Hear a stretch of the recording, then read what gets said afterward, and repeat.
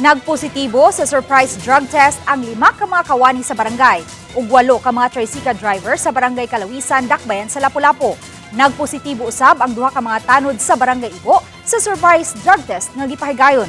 Unsa kay dangatan sa drug cleared status sa 2 ka mga barangay. Ato kining sayran pinaagi ni ining report. 5 sa 66 ka mga kawani sa Barangay Kalawisan nga napaubos sa surprise drug test niadtong Lunes, Enero 27, nasutang tigamitan sa illegal nga drogas. Gilangkuban kini sa 2 ka mga garbage collectors, 2 ka mga tanod ug 1 ka utility worker. Mato ni Kapitan Arcelito Pejo, base sa ilang ordinansa sa barangay, ang kawani nga magpositibo sa surprise drug test sa unang higayon ipaubos sa 1 ka buwan nga suspension nga walay honorarium. First time man sila nga na positive na nga gikuha na lang nato silang 1 month suspension, and before after 1 month magpa-drug test sila on their own expense o niya kung negative na sila ato sila ibalik no sa ilang posisyon. If not, kung positive sila gihapon wala ato na silang i-terminate.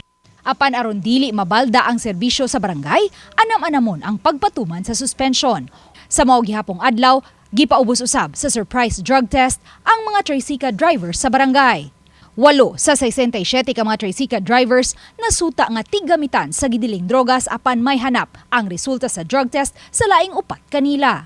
Pero ang suspect na ay upat, but upon may interview nila, they confirm that they really took drugs sometime in December or during New Year.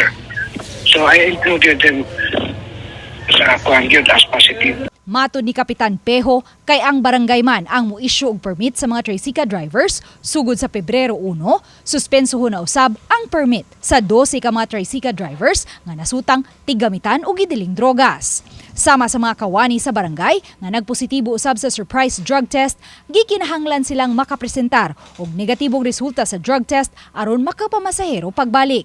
Giangko ni Kapitan Pejo nga nakugang siya sa resulta sa drug test kay niadtong wa pa sila madeklarar nga drug cleared barangay anaalang sa 3 ka mga kawani ang nagpositibo. Apan karon ni daghan na. This is an option of kuan kay sa gasa nga barangay confirm man yun nato nga wala itaghan mo yung balik ang siya boron after the Duterte administration.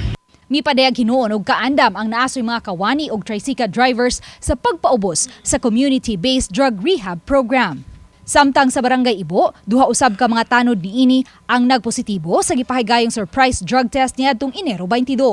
Ang naasoy mga tanod dungan nga gipaubos sa surprise drug test sa 73 ka mga kawani sa barangay. Mato di Kapitan Rose Makasaol, dugay na siyang nagduda sa naasoy mga tanod ug nakonpirmar gayud kini sa surprise drug test. Nagduda na ko anadaan kay maumampod na sa una nga kanang naay kuan ba kanang madlis ba pero murag inan mga news na sila before o kanang murag na pa sa lawas ba pero kanang makita maguna dito nga hanap unya karon kay kuan man gyud klaro man kaayo. 6 ka buwan nga suspension nga walay honorarium ang ipahamtang kanila. Sama sa Barangay Kalawisan, nalakip na usab sa mga drug-cleared barangay sa Lapu-Lapu City ang Barangay Ibo. Busa unsay posibleng epekto niini sa ilang status. As far as kami, di sa ni ganahan mahukasan because it will affect the entire functionality sa atong anti-drug campaign program. Mao nga naay intervention nga pagahimuon. Another challenge na po how we can minimize, eradicate or minimize no na ating mga drug users sa atong barangay. So of course, with this result, there will be another surprise drug test. We will request for another surprise drug test.